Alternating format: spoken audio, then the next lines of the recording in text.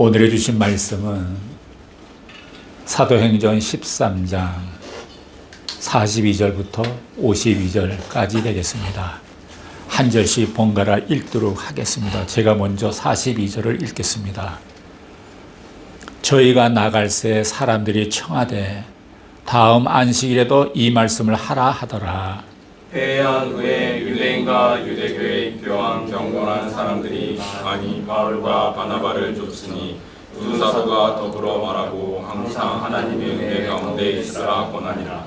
그 다음 안식일에는 온 성이 거의 다 하나님 말씀을 듣고자 하여 모이니 유대인들이 그 무리를 보고 시기가 가득하여 바울의 말한 것을 변박하고 비방하거늘 바울과 바나바가 담대히 말하여 가로되 하나님의 말씀을 마땅히 먼저 너희에게 전할 것이로되 너희가 버리고 영생 얻음에 합당치 않은 자로 자처하기로 우리가 이방인에게로 향하노라.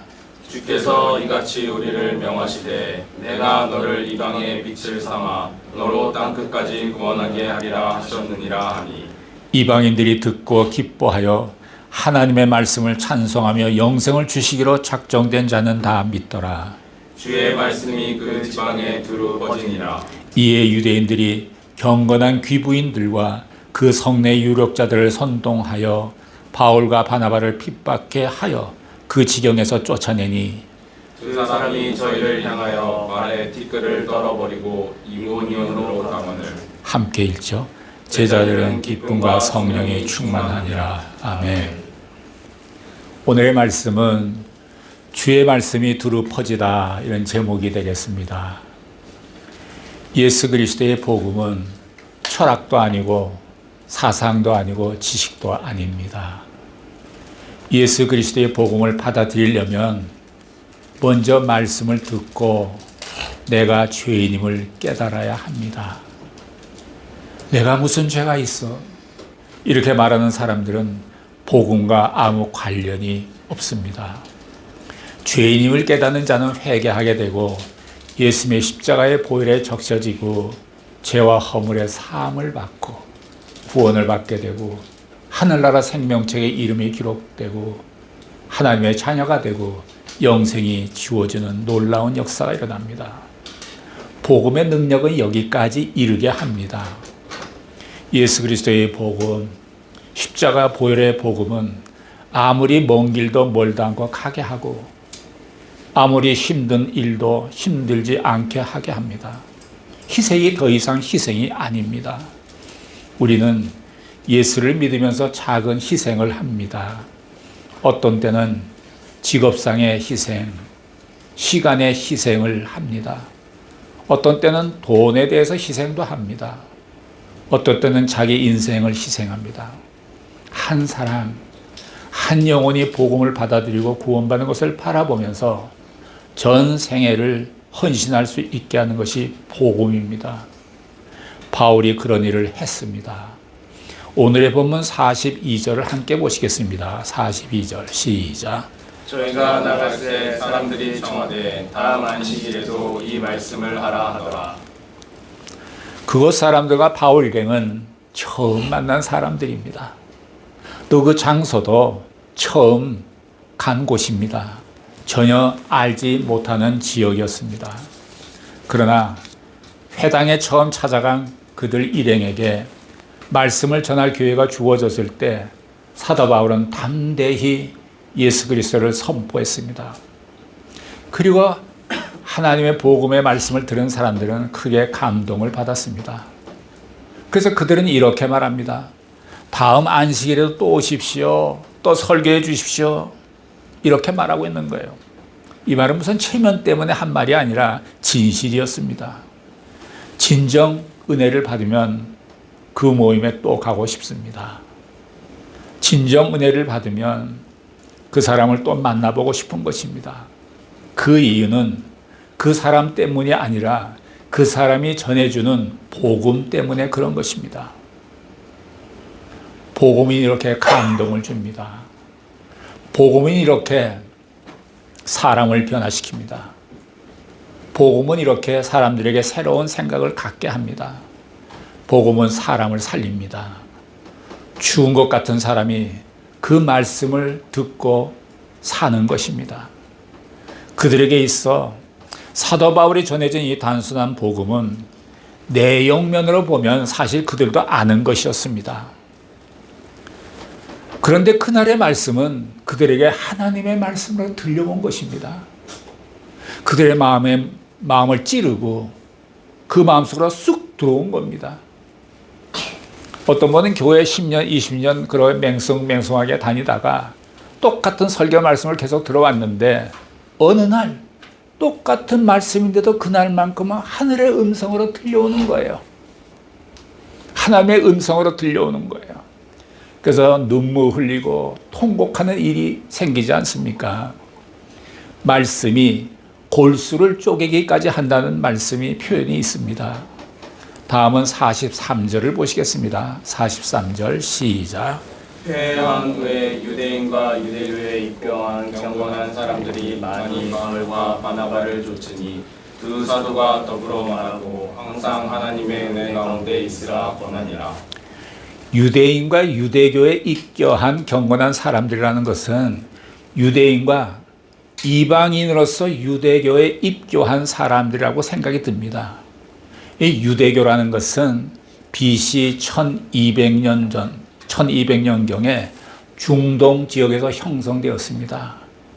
이스라엘의 족장 아브라함을 시작으로 해서 모세 같은 인물을 통해서 하나님의 율법이 전해지면서 발전해 왔습니다. 유대교의 핵심은 토라라고 불리우는 율법이 있습니다. 즉 모세가 하나님으로 받은 계명으로 유대계 신앙의 기초를 이룹니다.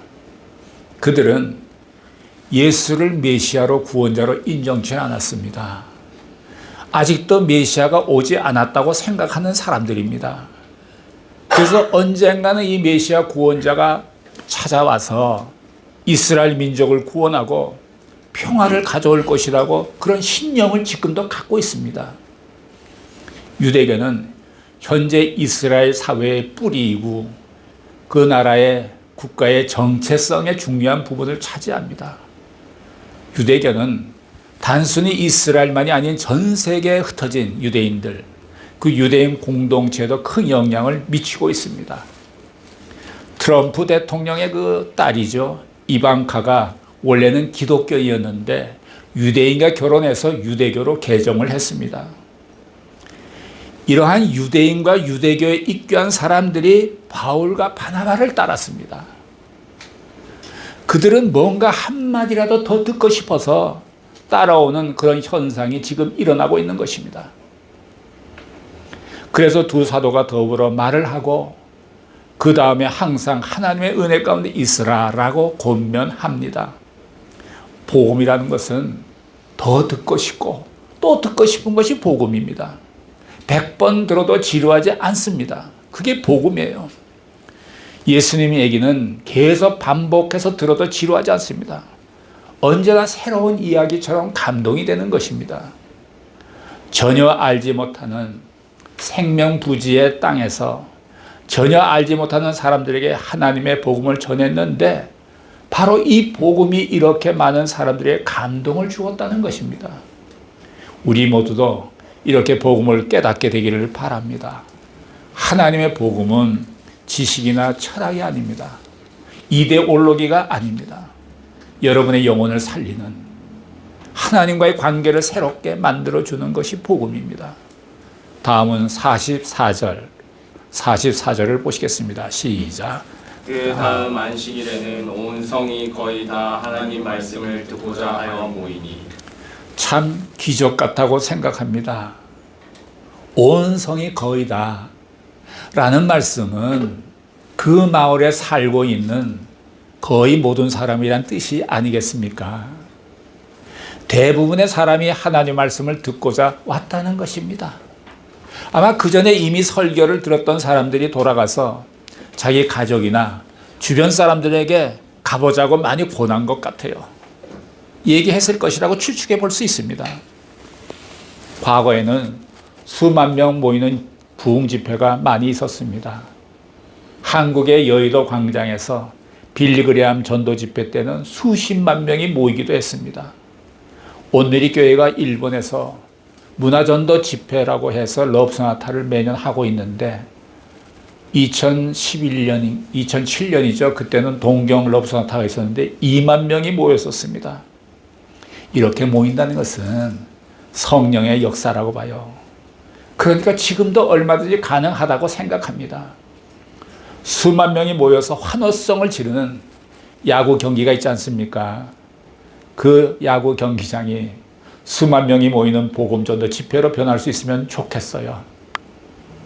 사도 바울과 바나바가 그 사람들 앞에서 설교할 때 무슨 기적을 베풀었다는 이야기가 없습니다. 병을 고쳤다는 이야기가 없습니다. 먹을 것을 나눠줬다는 이야기도 없습니다. 그들은 단지 예수 그리스도를 이야기한 것뿐입니다. 그런데 거기 사람들은 이 예수 그리스도에 대한 이야기를 듣고 감동을 받은 것입니다. 그렇습니다.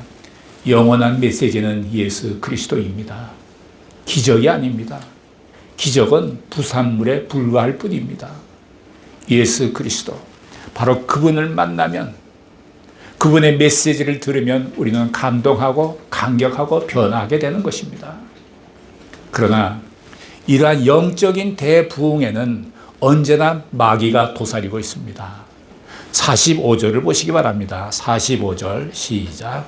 유대인들이 그 무리를 보고 시기가 가득하여 바울의 말한 것을 변박하고 비방하거늘.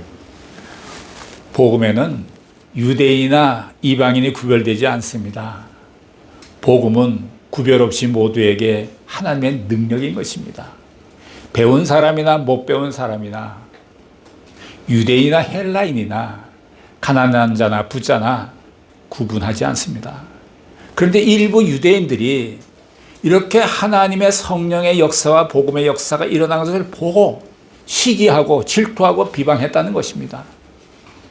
우리가 고린도 후서 12장 7절을 보면 한번 자막을 보고 읽어보실까요? 시작. 여러 계시를 받은 것이 지극히 크므로 너무 자고하지 않게 하시려고 내 육체의 가시 곧 사단의 사자를 주셨으니 이는 나를 쳐서 너무 자고하지 않게 하려 하심이니라.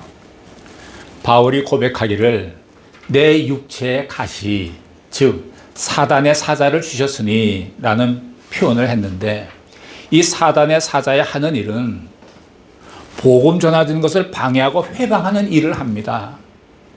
지금 여기 나타난 일부 유대인들, 바울과 말하는 것을 변박하고 비방하는 유대인들이 바로 사단의 사자라는 것입니다. 우리는 사도 바울이 고백하기로 내 육체의 가시라고 말을 해서 그에겐 육체의 병이 있었다, 이렇게 말들을 많이 하지 않습니까?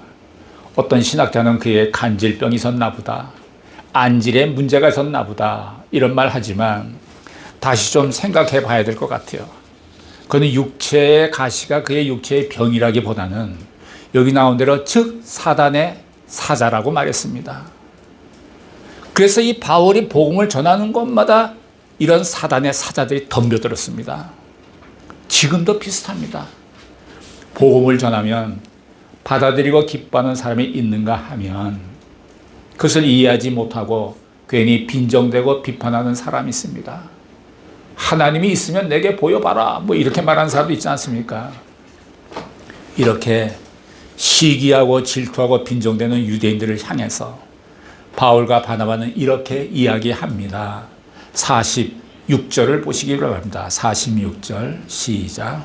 바울과 바나바가 담대히 말하되 하나님의 말씀을 마땅히 먼저 너희에게 전할 것이로되 너희가 버리고 영생 얻음에 합당치 않은 자로 자처하기로 우리가 이방인에게로 향하노라. 바울과 바나바는 담대히 말했다고 했습니다. 우리는 담대히 복음을 전해야 하는데 우리는 복음을 전할 상황에 왔는데도 사실 우리는 우물쭈물합니다. 우물우물합니다. 모르는 것이 아닙니다. 알지만 내 체면이 깎일까 봐, 이짐에 당할까 봐, 사람들이 나를 경계하고 멀리할까 봐 전할 염두를 내지 못하고 있습니다. 우리는 그룹에서 소외될까 봐, 그 직장에서 쫓겨날까 봐 알지만 안 하는 것입니다. 터키에 있는 어느 선교사에게 이런 고백을 들었습니다. 터키나 다른 이슬람권 문화권에서 전도하기가 어렵게 하는 것은 제일 큰 방해 요소는 두려움이라고 했습니다. 두려움.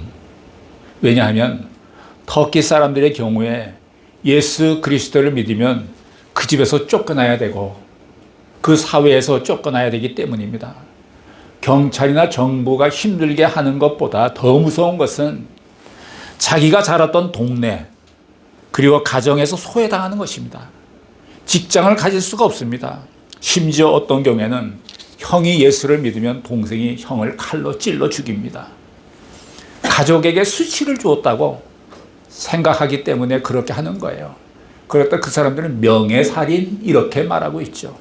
그것이 이슬람입니다. 전도할 때 우리에게 가장 문제가 되는 것은 두려움입니다. 피해가 올지 안 올지 잘 모르지만 괜히 내가 이 일을 하면 피해가 올 것이라는 두려움이 생기는 것입니다. 사도 바울은 그들이 변박할 때에 담대함으로 복음을 전했다고 했습니다. 우리는 이전에 스데반이 돌에 맞아 죽는 사건을 보았습니다. 두려움과 자신의 비겁함과 맞서 싸워야 합니다. 비겁한 사람들은 대개 다 합리적입니다. 자기의 두려움을, 자기의 믿음 없음을 합리화합니다. 쟁기를 든 자는 뒤로 돌아보지 않아야 합니다. 현대 그리스도인들은 너무 따지고 생각하는 것이 많습니다. 여러분의 위치에서 너무 생각하지 마십시오. 예수 그리스도의 위치에서 생각하십시오. 복음을 거부한 유대인들이 참 불쌍해요. 축복을 거절하면 그 축복은 다른 데로 가는 것입니다. 복음을 먼저 받아야 할 대상은 유대인들이었습니다. 이스라엘 백성들이었습니다. 그러나 그들이 복음을 거부했기 때문에 그 복음이 이방인에게로 갔다고 설명했습니다. 우리들 가정에 들어온 복음이 우리 자녀들에게도 잘 전해져야 합니다. 다음은 47절을 보시겠습니다. 시작. 주께서 이같이 우리를 명하시되 내가 너를 이방의 빛을 삼아 너로 땅 끝까지 구원하게 하리라 하셨느니라 하니. 아멘. 하나님의 자녀들은 하나님의 뜻대로 살아야 고난이 가까이 오지 못합니다.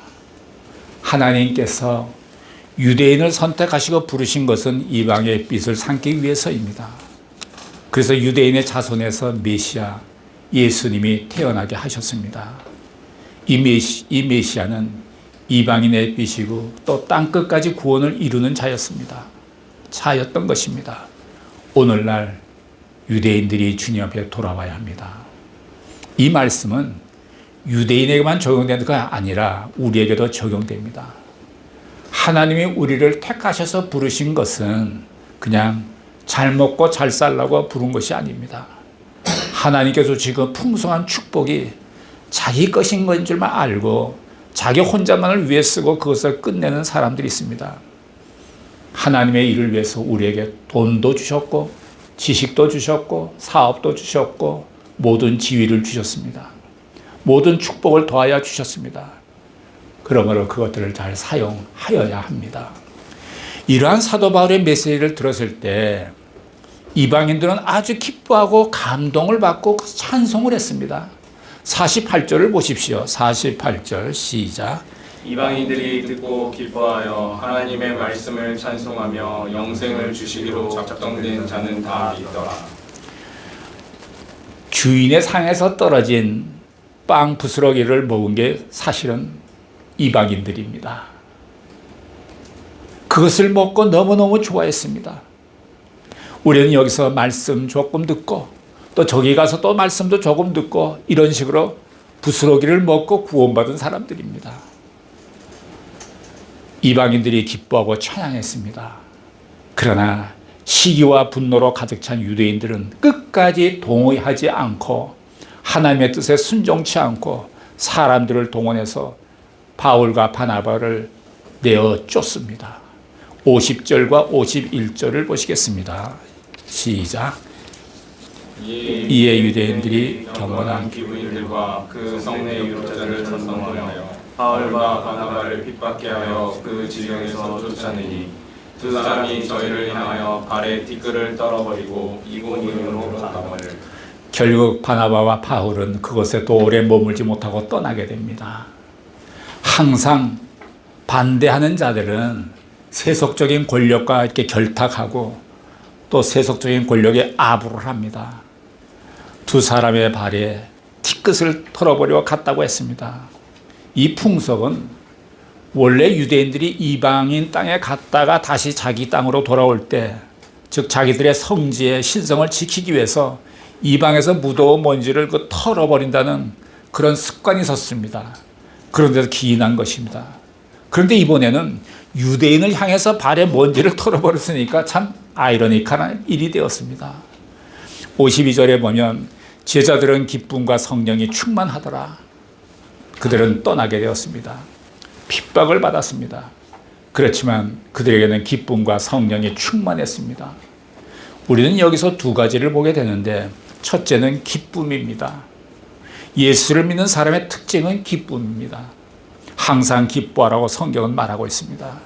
기쁨은 평안을 바탕으로 하고 있습니다.